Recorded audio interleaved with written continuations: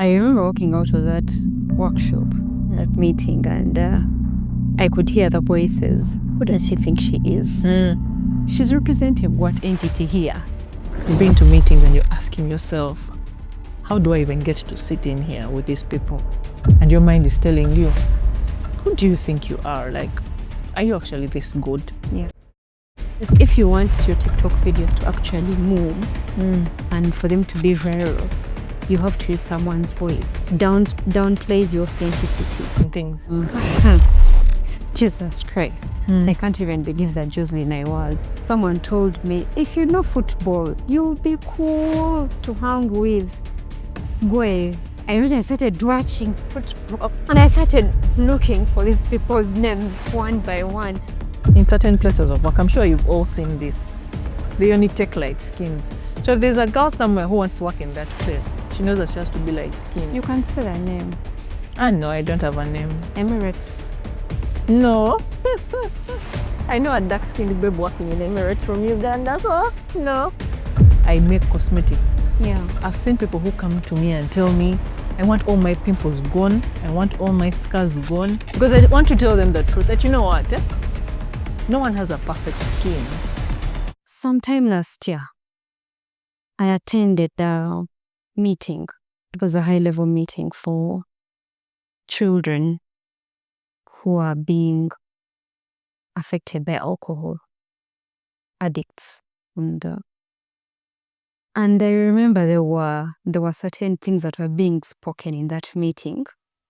And I was disagreeing with them because of the science that I know. And they had said, no, there's no research that has been done about this, and there's no. And then I put up my hand, and then I said, but there's this research. And there's this statistic. And I took those guys to school. Now, these are people who are ADs, these are people who are high-level people. I remember walking out of that workshop, that meeting, and I could hear the voices. Who does she think she is? Who is she? She's representing what entity here? And I was excited that I got them talking. Yeah. But then in the back of my mind, I was like, was I supposed to talk? Was I supposed to shut up? Should I have just, let it be and Let them enjoy them. Yeah, their lies. Their lies. Yeah. Or should I have spoken up? Was I supposed to speak up? Did I have the authority to speak up? It got me thinking, am I good enough? So today, you're going to be busting the myth, am I good enough? Something that we've told ourselves that has gone into, am I good enough for this job? Am I good enough for this relationship? Am I good enough for this opportunity? Am I good enough for this space that I'm entering? Those voices that keep telling you that. Yes.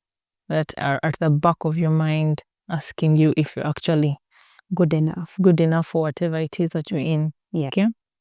Jocelyn Kajumba is my name, and I'm a neuropsychologist together with Flavia Rita Babidia, and I am a stress and self-care coach. Yes. Welcome to our episode 13 of this podcast, Who Lied to You, where we bust myths and lies about the different things that society, people, and ourselves that we have told ourselves over the time. And today we're going to be busting that myth that, who do you think you are? You've probably had those voices in your head. You've probably slept late at night wondering, who am I really? To have done certain things like she just mentioned in a high-level meeting, and she's questioning what they were saying. And I think we've all experienced it. We've been to meetings and you're asking yourself, how do I even get to sit in here with these people? And your mind is telling you, who do you think you are? Like, are you actually this good? Yeah. That you are here, that you are in the same room with these people? Personally, I've had a lot of those, but I'd love to hear some more experiences from you. Yeah. I think before we even get to the human experience, I think we all question ourselves. Yeah, time and time. Yes.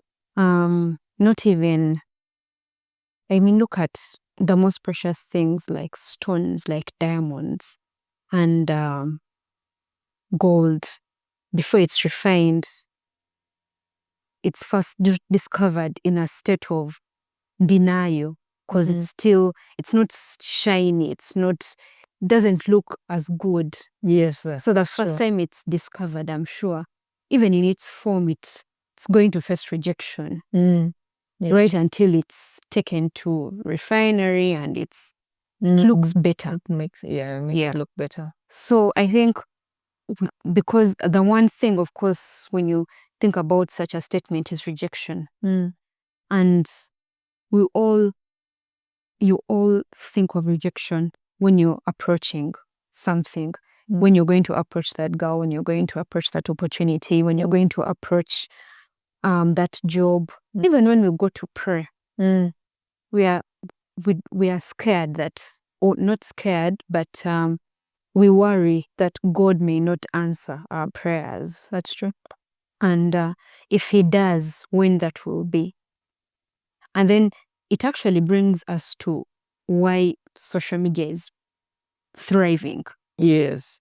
Because it's feeding our vanity. Exactly, yes. Look at something like TikTok. Yes. TikTok does not give you the best. If you want your TikTok videos to actually move and for them to be viral, you have to use someone's voice. Oh, really? You have to use someone's voice that has already been said, and like you're repeating. Reuse their sound. Yes, use their sound. Yes, you reuse their sound, which downplays your authenticity. It's very hard to be authentic these days. Yes. Yes, it's very hard to be authentic self because you're going to be questioned. You're going to be questioned. You're going to be given the third degree. And those are not spaces you want to be in. So it's very easy to, it's okay. I'll just, how should I show up? What do I need to say? What do I need to do? What? How do I need to look? How do I need to stand? How do I move? And that's what do I need to know? Yes. We've tied our entire beings on certain things. We've allowed to be defined by different things and people and places, and it's absurd. And because deep down you're questioning yourself, but people have looked you in the eye and asked you, who do you think you are? You get back in your bed and say, okay, these people doubted me. These people said something as though I didn't deserve to be where I am. And so you're forced to do some beauty treatments to look a certain way. Dress certainly. You're forced to spend money on dressing well so that you can fit. Labels. You're forced to buy those labels, bags, shoes, to feel a certain way, to cater to a certain void within you, an insecurity that has been caused by such a question. In the corporate world that I'm in, I'll tell you that I've seen certain people go after certain career transitions or maybe education that does not really fulfill them as them, but because they're aspiring to fit in a certain space for the sake of money, for the sake of titles, for the sake of whatever it may be. And then you're forced to say, do a master's in something that you're actually not passionate about. But because, everyone else at the job has a master's, maybe, and you don't want to feel out of place. You don't want to come out and say, maybe, for me, I'm not even interested in this, what you guys are doing here anymore. I have aspirations to actually go and do business, maybe, or I have aspirations, political aspirations. But because you want to fit in your particular box, yes, you are forced to do certain things. I remember back in school, growing up, I remember in high school, we had an issue of cliques at school. And then you're looking at this clique, it's full of cool babes, like coming from those kind of schools. And then there's you from one set of school. But maybe you are a certain girl from a certain school that is not really known. And so you're trying to find everywhere to fit in that clique of the cool chicks and all. And so in your head, you're thinking, how do I fit in there? How do they notice me? Yeah. How do they maybe pull me into their circle and all? So you realize that you go through some mental torture and stress as you. And people pleasing. Yes, you go through that mental torture because you want to people please. Yeah. You want to fit in where you probably don't fit in. I remember people at school, you would listen to certain type of music because those people actually talking about a certain type of music. Yeah. Maybe rock. And so you want to listen to rock so that you can fit in. And they talk about the Dolce, or talk about Coldplay, you know them, and all that kind of thing. Then movies. People go and watch movies. That part.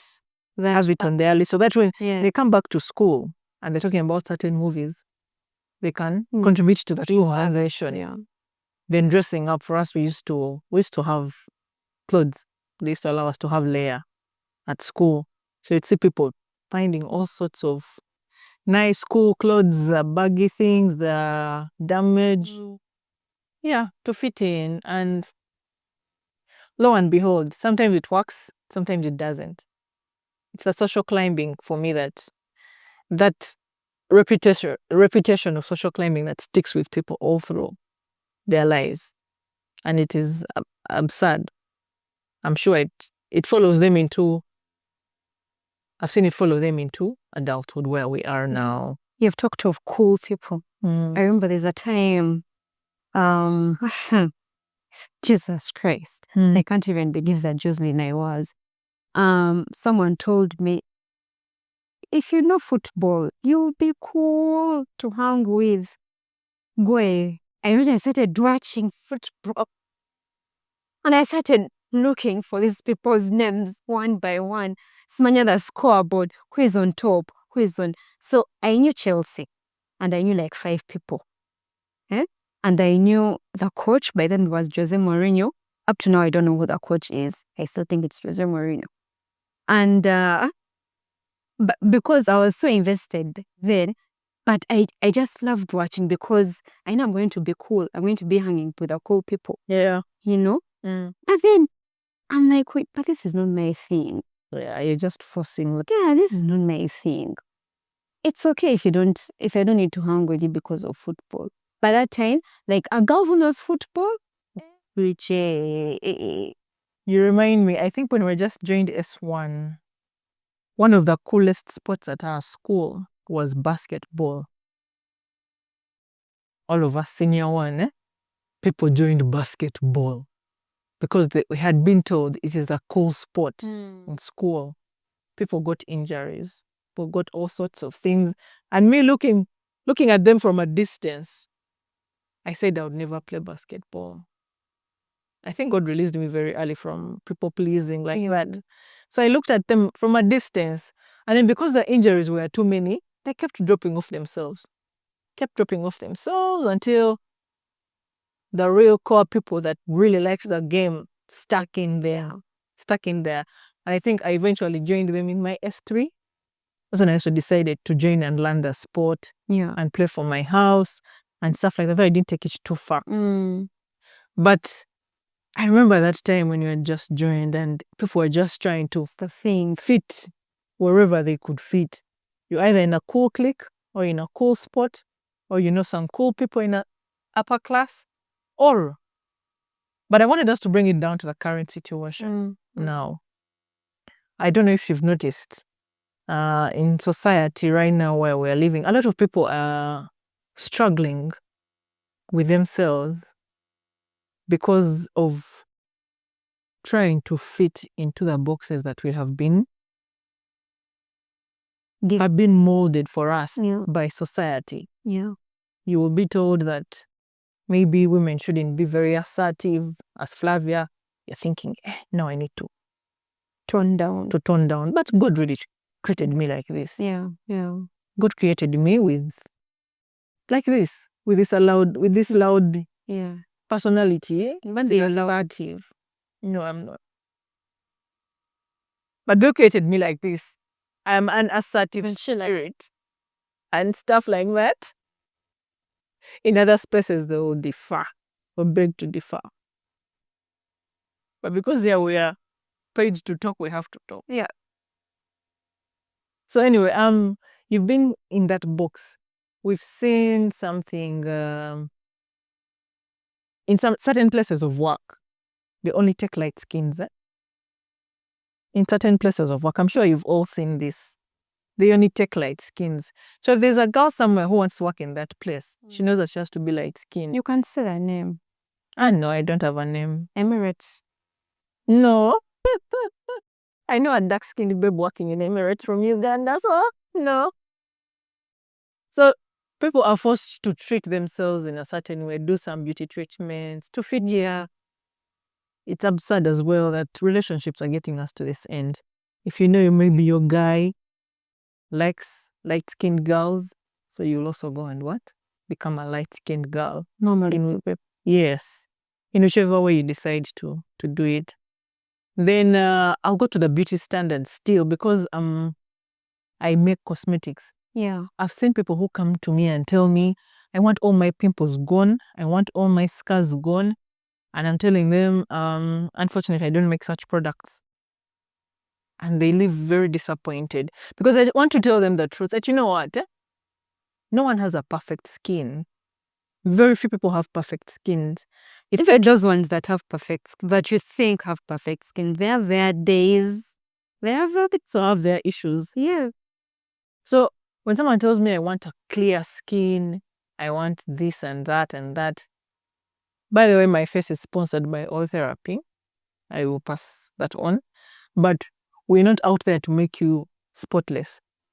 We want you to just maintain your skin the way it is, treat it well, cater to it, and you won't have issues if you go through the certain steps that I guide you through. So you find that people are forced to chase after certain vanities like perfect skins, perfect bodies, and certain things that are really just vanities. And we lose the authenticity. You lose your real you. You lose yourself. You are stressed out because probably the people you're trying to impress by changing will not be impressed by what you've done. In any case, they will. You'll become a topic of discussion amongst them probably. And it is too bad that these insecurities, there's that quotation that insecurities are too loud, confidence is quiet. Yes. If you're insecure about certain things, the other people are going to read it on you, and it will create a certain energy around you. And yet, if you are yourself and sit within what you have, who you are, and accept yourself as you are, it will work for you. So those questions will come. Who do you think you are? Who do you think you are to do this? Maybe you're not good enough to be here. Maybe you're not beautiful enough. Maybe you're not curvaceous enough. Maybe you're not a lot of things. But it is upon you to really sit with yourself and do what needs to be done. It also goes back to our childhood. Yes, that's true. Our parents have told us we are a particular kind of way. There's a great Dr. Gabo Mate. He's one of the renowned trauma psychologists, and he talks about how authenticity causes diseases. Lack of authenticity causes diseases and causes people pleasing and causes dysfunction. Because if I'm trying to be excited and I'm young and I'm excited, I'm happy, and then the parent comes and tells me, Terera, twi abagenyi nabo omwana ono abagenyi baabaliwo nabatunedde.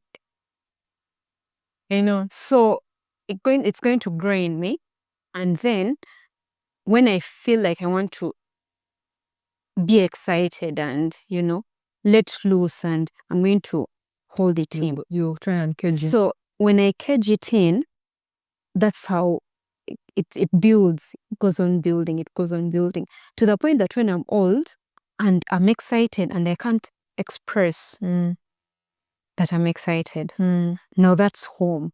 When we get to school, our school tells us, you can only be this. You can be this.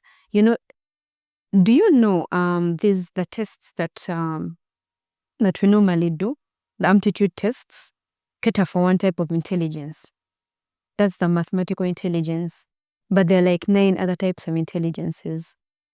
That's true. So it only caters to that type.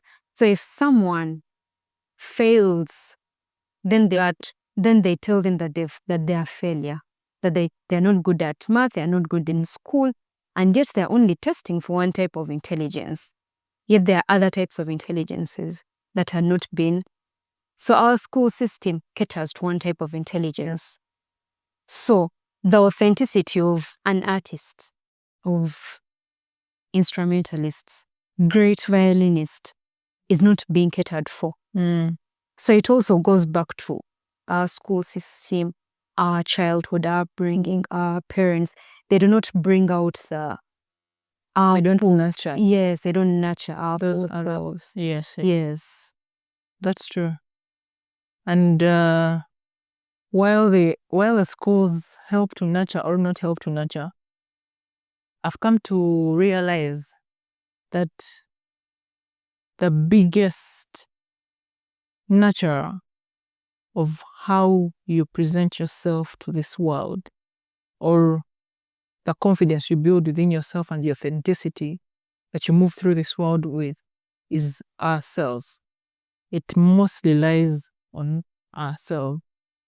And so these other things are supposed to just help us add to what we've already added to ourselves. I always ask the people who reach out to me and different clients, even when I'm giving you skincare advice, I'll give you personal advice such as you need to know yourself. You need to do a SWOT analysis for yourself. Do a SWOT analysis, understand your strengths, your weaknesses, the opportunities that lie within your different strengths, and the threats that may come to you because of your weaknesses. So once you do a SWOT analysis, that is part of the deep inner work that we need to do as people, so that we can move through this world with more authenticity. So that when that question comes back to you through your mind, through other people, who do you think you are? You can stand firm and say, I am Flavia. I know myself. I am very assertive. I'm very honest a person. I am this and that and that and that. You know yourself, so that whatever someone says, if someone comes to me and tells me you're a bully, and yet in my head I know, no, I'm not a bully. Someone comes to me and tells me you're a liar. No, I know I'm not a liar. I say the truth and I stick to that truth in whatever situation. So it is very important that we do the inner work. We know ourselves, so that when someone comes up with that question of who do you think you are, like you said in your earlier example, the meeting you were in, you were sure about that information you were sharing. So it didn't shake you and all that. So I always tell my people, do a SWOT analysis, get to know yourself, do the deep inner work, so that if any wind blows, you're not blown away with it. You stand within who you are and what you are, and stick to what you know and yourself. And if you have any questions about who you are, I feel like go to the Almighty, go to the person who created you, go to the person who put you on this earth, and get to know what he says about you, about your life, about your strengths, about your mind, about the work that you do, about, get to have a relationship with God. Yes. Yes. A lot of people also struggle with imposter syndrome because of not knowing who they really are. And so when the question comes to you, who do you think you are? It swallows you up. You're not sure, are you the one who actually did what you did, probably some achievements you've made? You're not sure, is that really me? You don't own up to the good that you've done. You don't own up to the different accolades you've gotten. You're thinking, that can't be me. So this question in your head, or from people, whichever people may be asking you this question, it needs to find you grounded and very well connected to your inner self, that you know who you are and someone else is not going to define you for you.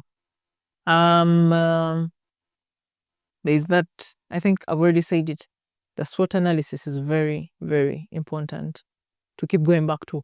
But one other thing that has really worked for me as well on this journey of affirming myself in who I am and knowing who I am, I've already said it in there. I practice affirmations a lot. I always try to remind myself of who I am. I know that I am a child of God. I am worthy of everything that I have in this life. I am forgiven. I am loved. And I am worthy of everything that I want out of this life. So those affirmations keep me going. So if you're out there and you're struggling with those inner thoughts and people's questions throwing you left, right, and center, sit down with yourself, write down some affirmations and practice them over yourself. Speak over yourself certain things and remind your spirit deep within you that I am who I say I am. I am loved. I am a child of God. I am good at what I am doing. I am worthy of everything that I have, and all these things. So that question should never really throw you off, and shouldn't be a cause for you to change yourself for what society says. Yes, to what society says you should be or should not be. Yesterday I was at church and the man of God said something like, I am not ordinary and I am not sorry. I picked that with me. I took that with me. I am not ordinary and I am not sorry. So it's false humility when we try to downplay the potential that God has put in us and downplay everything that we have been deposited and made to be. So let's remember to always have a ready answer for that question of who do you think you are? Because you know you did the work anyway. First, it comes from you doing the work, so that you can have that confidence to say, I am who I am, and I am not sorry about that. And I'm taking up space. Yes. One thing that I actually remembered, one thing that I also do when I enter into spaces where I feel like I am not worthy, like how can I be amongst these people? How do I even fit in such people? I always have that reminder in my head that, Flavia, you are worthy. If God said you should be here, this is why you are here. Yeah. If God said you would be here, He knew you would be here. And these days are no longer shrinking to certain things. Me too. When I enter spaces or get to certain places in and out of Uganda, I tell myself, wow, you are actually made for this. These things were made to serve you. Yeah. Welcome home. Like I have all those things that run in my head. Welcome home. This day was made for you. Things like this were made to serve you. Those are things that I tell myself. You were made for a time such as this. So those things keep going through my head. So that is a positive self-talk that we're talking about. Get into spaces and say, stop asking yourself, who do you think you are? Who am I to be here? Say, I am worthy of being here. These things were made to serve me. These things were made for me. And I'm made for a time such as this. Yeah. That keeps me going. But me, actually, I stopped shrinking in such spaces, because when you get to talk to these people and then you actually get to listen to their thought process and you're like, wait, you're the one here? Wait, no, like you're the one managing this project? You're the one managing this whole idea? You're the one doing this entire thing? Like, I can run circles around you because you hear things they're saying and you're like, wait, how are you managing this entire team? How, with you who is taking like this? Please, yeah. So, like, there's a time, there's a video I saw where the past President Obama was talking about he used to go for these meetings, and everyone was represented. The dumb, the stupid, the intelligent, but these are high level UN meetings, high level, presidents meetings, and it's like, wait, everyone is actually represented. So that shouldn't that once I had that, I was like, wait, I can get any room I need and get to any space because personally I'm interacting with these people and I'm like, really? You're the one who is. So yeah, that doesn't put me down. It doesn't make me dim my light. I actually show up how I'm supposed to show up without fear. Yes. Yeah. So thank you so much for coming along once again. We appreciate your Taking the time out of your busy schedule to join us here. Yeah. And don't forget to like, subscribe,